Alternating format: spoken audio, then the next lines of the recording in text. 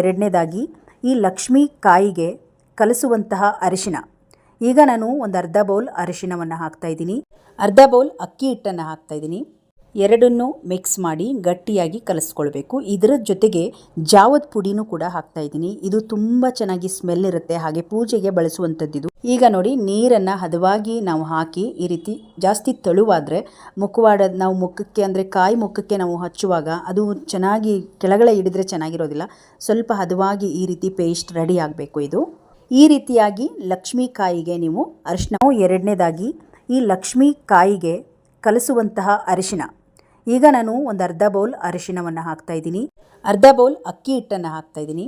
ಎರಡನ್ನೂ ಮಿಕ್ಸ್ ಮಾಡಿ ಗಟ್ಟಿಯಾಗಿ ಕಲಿಸ್ಕೊಳ್ಬೇಕು. ಇದರ ಜೊತೆಗೆ ಜಾವದ ಪುಡಿನೂ ಕೂಡ ಹಾಕ್ತಾಯಿದ್ದೀನಿ. ಇದು ತುಂಬ ಚೆನ್ನಾಗಿ ಸ್ಮೆಲ್ ಇರುತ್ತೆ, ಹಾಗೆ ಪೂಜೆಗೆ ಬಳಸುವಂಥದ್ದಿದು. ಈಗ ನೋಡಿ, ನೀರನ್ನು ಹದವಾಗಿ ನಾವು ಹಾಕಿ ಈ ರೀತಿ ಜಾಸ್ತಿ ತೆಳುವಾದರೆ ನಾವು ಮುಖಕ್ಕೆ ಅಂದರೆ ಕಾಯಿ ಮುಖಕ್ಕೆ ನಾವು ಹಚ್ಚುವಾಗ ಅದು ಚೆನ್ನಾಗಿ ಕೆಳಗಡೆ ಹಿಡಿದ್ರೆ ಚೆನ್ನಾಗಿರೋದಿಲ್ಲ.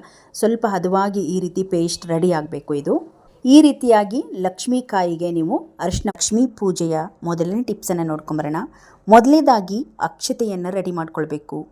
ಅಕ್ಷತೆಯನ್ನು ಕೆಲವರು ಒಂದೊಂದು ರೀತಿ ಮಾಡ್ಕೊಳ್ತಾರೆ. ಬನ್ನಿ, ಇವತ್ತು ನಾನಿಲ್ಲಿ ಒಂದು ಕಪ್ಪಲ್ಲಿ ಅಕ್ಷತೆ ತೊಗೊಂಡಿದ್ದೀನಿ. ಹಾಗೆ ತುಪ್ಪ ಕರಗಿಸಾದರೂ ತೊಗೊಳ್ಳಿ, ಗಟ್ಟಿಯಾದರೂ ಹಾಕ್ಕೊಳ್ಳಿ. ಫಸ್ಟು ತುಪ್ಪನ ಈ ರೀತಿ ಅಕ್ಷತೆಗೆ ಹಾಕಿ ಕಲಸಿ ನಂತರ ಅರಿಶಿನ ಪುಡಿಯನ್ನು ಹಾಕಬೇಕು. ಅರಿಶಿನ ಪುಡಿಯನ್ನು ಹಾಕಿದ ತಕ್ಷಣ ಜಾಸ್ತಿ ಉಜ್ಜಕ್ಕೋಬಾರ್ದು, ನೈಸಾಗಿ ಈ ರೀತಿ ಕಲಿಸ್ಬೇಕು. ಅಕ್ಷತೆ ನಾವು ಹಾಕಿರೋಂಥದ್ದು ಯಾವತ್ತೂ ಪುಡಿ ಆಗಬಾರ್ದು.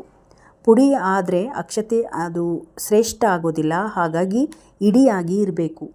ಈ ರೀತಿ ನೈಸಾಗಿ ಕಲಿಸ್ತಾ ಅಕ್ಷತೆಯನ್ನು ರೆಡಿ ಮಾಡ್ಕೊಳ್ಬೇಕು.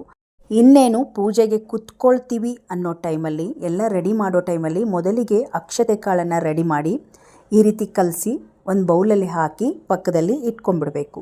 ಕೆಲವೊಂದು ಸಲ ಅಕ್ಷತೆ ಕಲಿಸೋದು ಕೂಡ ಮರ್ತೋಗುತ್ತೆ. ಹಾಗಾಗಿ ಇದನ್ನು ಮೊದಲನೇ ರೆಡಿ ಮಾಡಿ ಇಟ್ಕೊಳ್ಬೇಕಾಗತ್ತೆ.